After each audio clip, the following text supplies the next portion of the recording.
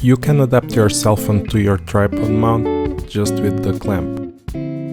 Now I used some pliers to enlarge it a bit to avoid clamping too much on the cell phone.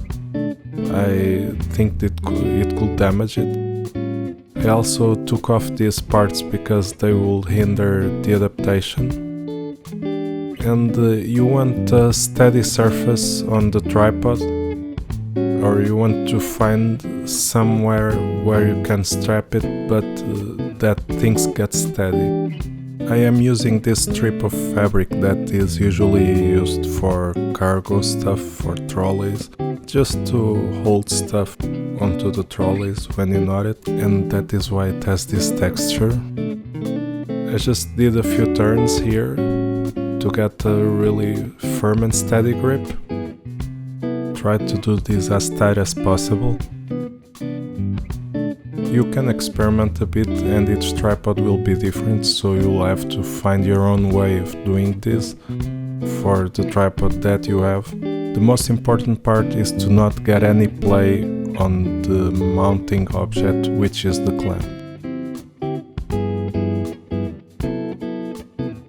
Of course, this doesn't look very pretty and it's a bit colorful, but it's still one of the quickest and most simple ways to do this without spending any big money on any pieces and still getting the job done at the end of the day.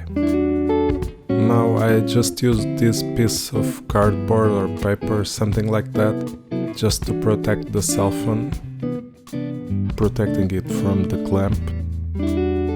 And it's also easier to slide the cell phone in.